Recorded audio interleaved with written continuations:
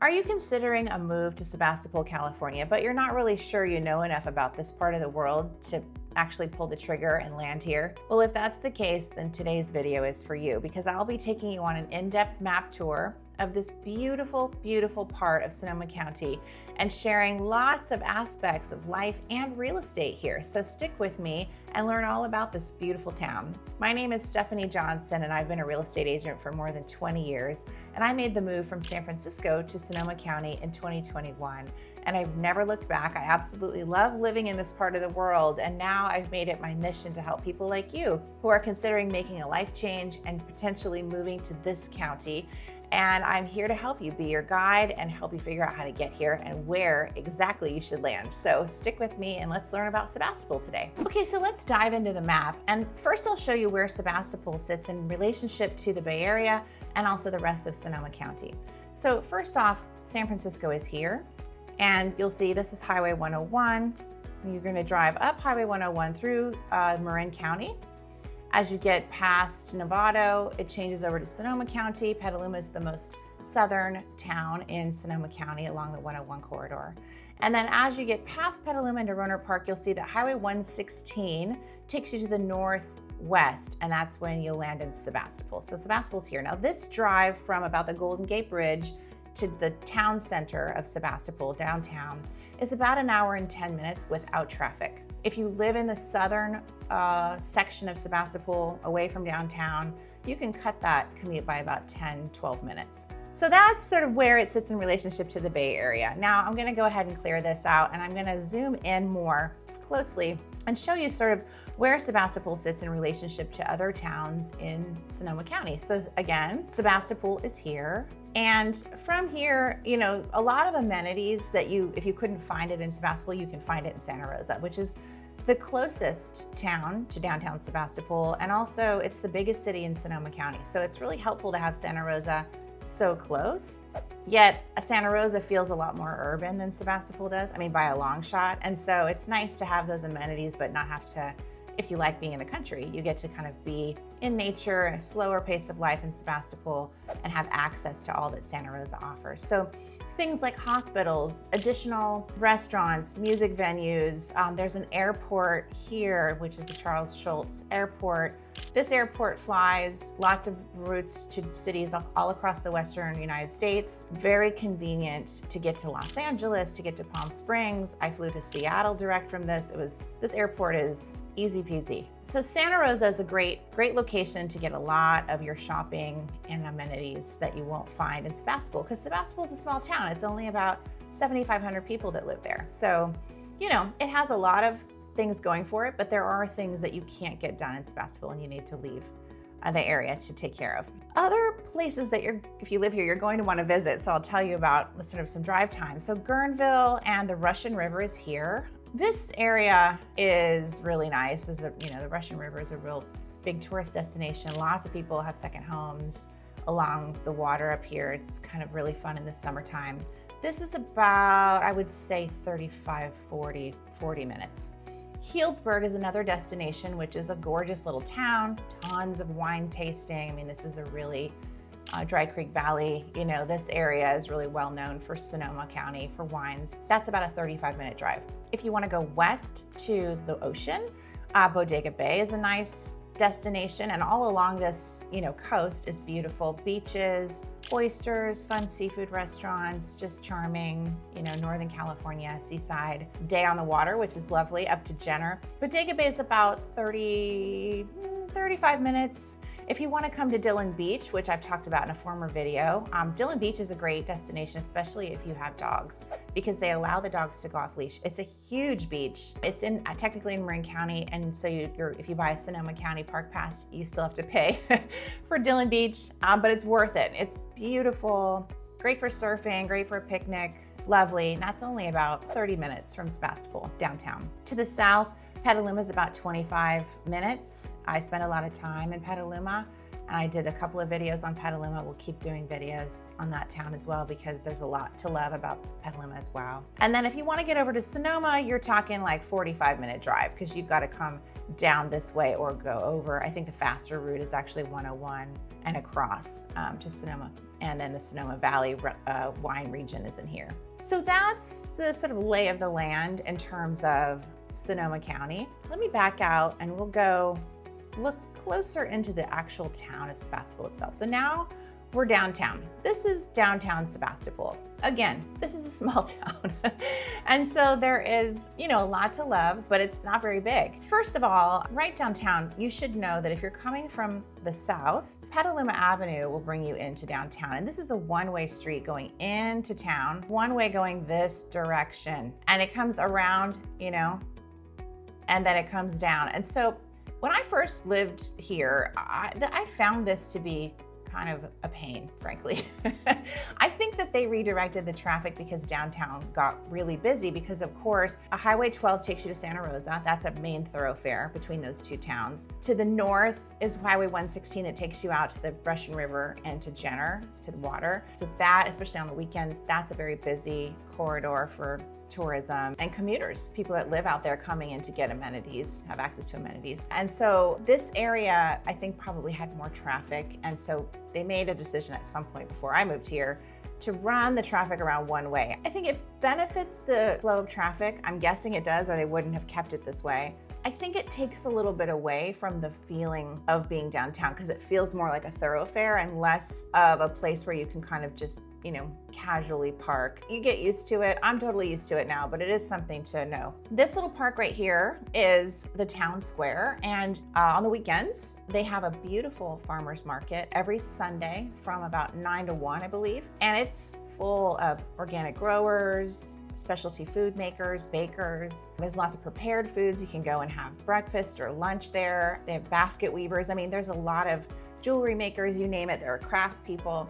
It's a small little square, but they pack the vendors in. And there are, different seasonal things available all year round. I go for a lot of fruits and vegetables, and I also go for my plant starts when I'm going to start my garden in the spring. So that's something to check out if you're in town. Let me just back out here a little bit more and dial in a little bit more because I can show you some sort of fun destinations if you're here for a weekend and you're sort of taking in Sebastopol. I encourage you, no matter where you're planning to move, to just go spend some time there. Go to brunch, go to lunch, go to the farmer's market, go for a bike ride, whatever it is that you enjoy doing, try and do it in the town you're feeling like you'd like to live in, because that will give you a really good feeling of whether, you're gonna want to be there for the long term. So restaurants, of course, I'm a huge foodie, so let me tell you some of my favorites in Sebastopol. Ramen Gaijin has become one of my favorite places to go, and their food is always a 10 out of 10. I love the ramen dishes. I'm gluten-free. They even have gluten-free dishes. Their salads are beautiful. Their cocktail program is beautiful. Amazing restaurant. I also really like Fern Bar. This restaurant's been here for a while, and it's really pretty inside. I mean, if you've seen videos of me, you see that I'm a plant lover. I love plants, and I grow a lot of things on my property and in my house.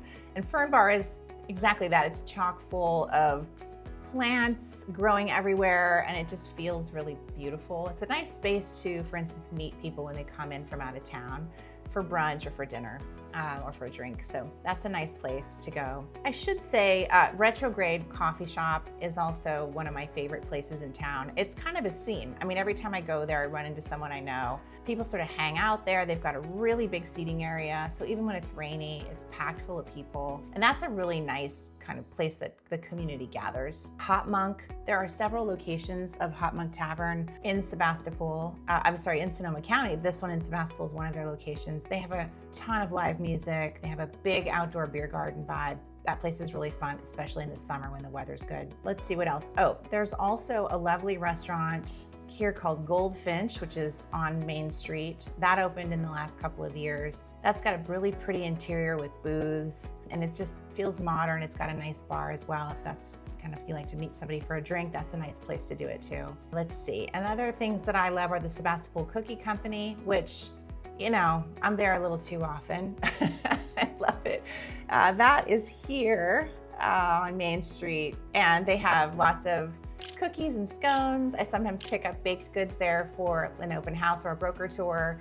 And they have a lot of gluten-free options there as well. Brunch, Americana is great. They have a location in Santa Rosa as well. Amazing. So right downtown, as you can see, there are tons of places to eat and they're all delicious. So if I back up a little bit more, the other part of Sebastopol I want to tell you about is the Barlow. And that is this area that's bordered by Petaluma Avenue, Laguna Parkway, Morris Street, and Highway 12. So this area here is called the Barlow. This area was developed, I think, a couple decades ago. It's an old apple packing facility. So it's tons of warehouse space and blocks of old warehouses that were completely renovated and converted into the most beautiful, high-ceilinged, big rolling doors, the spaces that are gorgeous, restaurants, shopping, wine tasting, music venues. I mean, you name it, there's a few offices and also the cinema, but most of this is dining and shopping. And it's a nice district. About once a month too, they also have a craft fair that happens on McKinley, which is really cool. They have all kinds of different artisans and growers of different, plants, and they also sell some vegetable starch sometimes, but mostly that's crafters, clothing makers, jewelry makers, etc. And that's a really fun thing to go to too if you're in town on the weekend when that occurs. There are a couple of great bakeries. There's a sushi place. There's also Golden State Tap Room, which is cider company. They make cider from the apples that grow here. They're probably the biggest or most well-known cider company, although there are several in Sebastopol. So that's a cool thing about living here too, is it's not just wine they make, but lots of cider because of the abundance of apples. And then of course, Whole Foods Market right downtown. So you have, a general grocery store. So, there's a lot to love about being in downtown Sebastopol. I will say, let's talk about traffic a little bit, because of course, there's far less traffic here than in, say, Petaluma. I talked about traffic in a former video in Petaluma. And I talked about the traffic along the 101 corridor in that part of the county that can be difficult. Sebastopol generally does not have bad traffic. Every now and again, if there's a big event, yes, this area here gets jammed up, right? This all gets jammed up if there's an event. But otherwise, it's generally pretty easy to drive through Sebastopol, with one major exception, which is during the commute to Annalee High School, which they open and they start school at 8:30 in the morning. And so this part of town, this can all get kind of backed up because Annalee is a big high school and it pulls from a really big area. I'll show you. So Annalee High School is right downtown in Sebastopol. There used to be two big high schools, Annalee and El Molino, which was in Forestville, way up here. And they closed that school. It's now an accessory campus to Annalee High School. But so Annalee's here, this high school, kids from all over this area were going to the Forestville High School. And then we've got the Annalee High School, which is like, this area. I mean, all of this area now in Sebastopol comes to high school right downtown. So as you can imagine, there are kids coming a long distance to attend this high school, which is a very good public high school. And it's big. They have a lot of great options for kids who do FFA, to AP classes, to shop classes. So I mean, it's a very well-resourced high school, public high school in the area. And boy, it draws a big number of kids from a far distance. So just know that. So let's talk real estate prices. And I'm gonna speak generally because obviously a lot goes into valuing a home, but I can talk to you a little bit about what things cost and what you're gonna get for your money, depending on where you wanna live and how big a house you want. If you're thinking about living in town, you're going to spend more money than you would if you buy in the outskirts of town. And that's just because proximity to amenities, you're going to pay for that. So the median price in Sebastopol is right around 1.2 million. And that can look very different depending on what you're buying in town versus what you're buying in the outskirts of town. So in town, $1.2 million might buy you a modest home that has 3 bedrooms, that needs a little bit of renovation, but is on a quiet street. You might have a decent sized lot, but not a huge lot. And you'll definitely need to do some work to that house. It's gonna be under 2,000 square feet. If you wanna spend more like 1.5, 1.6, you can get a house that's more done in town. And then of course you can keep spending more money.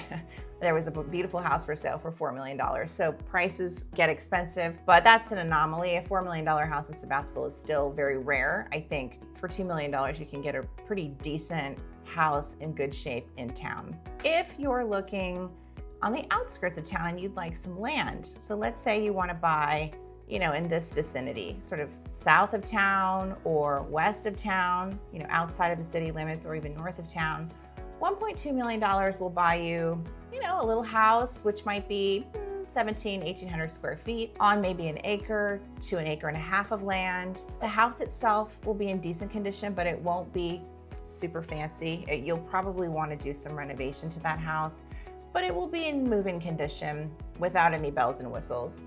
It will, often not be a bigger piece of land than that, though. You're not going to get a lot of acreage for that number in this area. I would say if you want to spend more, if you want to, let's say you want more than 2 acres, you want a 2,500 square foot house, you want an ADU, you want a beautiful barn, you want to have a flat lot and be in a really nice location, proximity, within a quick drive to town, but not right in town.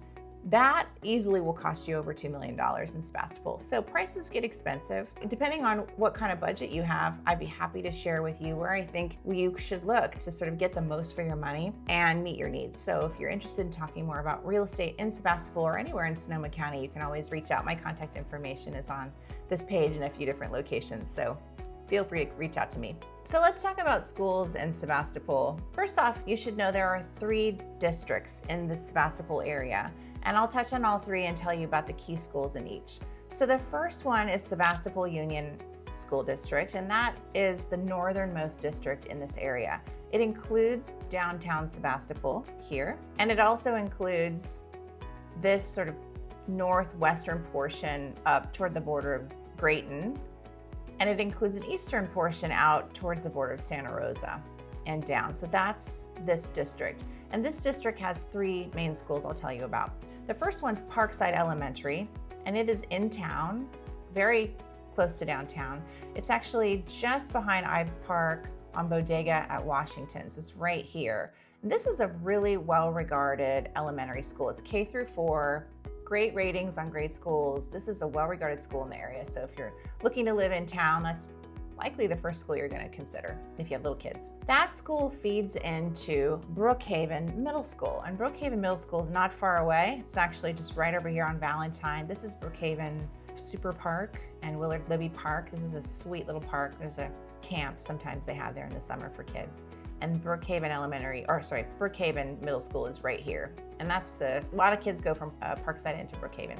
The third school I'll tell you about is a K through 8 Waldorf school that is public. It's called Sebastopol Independent Charter. And that is here just north of town, on the north side of town, still in town. This is a really big campus. I have friends that have kids in school. They're very happy. And if you don't want to move your kids around, you want them to be in the same place, K to 8, that's a nice option in town. So that's Sebastopol Union School District. The second district I'll tell you about is Twin Hills Union Elementary School District. Long name, but it's also a big district, and it includes the area to the west of town. So you'll see here is downtown, it includes Regal Park, sort of out along Mill Station's the top border, way out into the western, hinterlands of the Sebastopol area, and down toward Canfield Road, all the way to Roblar. And this is sort of where the sort of border of Sebastopol and Petaluma meet down this way. So it's a big district. It also has 3 different schools that I'll tell you about. The first is Orchard View School, which is a K through 12 school. And that is on Water Trough right here. So you'll see downtown is here, out Bodega, left on Water Trough, and that's where we are here. This is a beautiful road, and this school is just here. Also is Apple Blossom Elementary, which is a K through 5 school, and that school is actually here. The district is noted on the map, but this actually is Apple Blossom School as well. And so these 2 schools sit side by side. The third school in the Twin Hills district is called Sunridge, and it's in town. It's actually on Hayden here. So if I place the map, you'll see this is the downtown area above to the top, and Sunridge School is right here on Hayden near Litchfield, so really close to town as well. So those 3 schools are all in that district. The third district I'll touch on is the southernmost district in Sebastopol, and that's called Gravenstein Union School District. And just a hint, when you type it into Google Maps, if you're looking for the borders of these on your own, Gravenstein Union Elementary School District you want to type in so that it brings up the border. And that's the case with the other 2 districts as well. If you bring up just Gravenstein Union School District, it'll just show you where the district office is. So a little hint if you're trying to explore this on your own. There are 2 schools in this district that I'll tell you about. So first is the elementary school, which is on Twig Lane, just off of Lone Pine Road.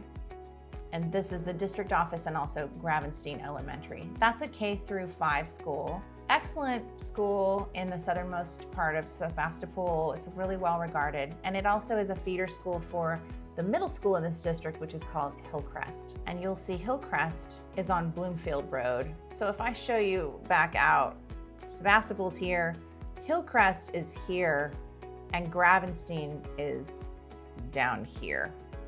So southernmost region, and that district pulls from this area in the south. I will say about schools, there are hard and fast rules about districts. If you live in the district, you absolutely get a spot in the school and you are the priority. But lots of kids that live in other districts do get to go to these schools. There's enough space in the school districts generally that kids can move around. But of course, if you don't live in the district, it's not a guarantee. And I can tell you more about schools and sort of what your goals are for your kids if you're interested in talking about real estate and making a move here. So that's my map tour of Sebastopol. I really hope the information I presented today was helpful to you. And if you're interested in more information, you can always reach out to me. My contact information is below on this page. And if you'd like to keep watching our videos, then make sure you subscribe to our channel and you hit the bell so you're notified whenever we drop a video.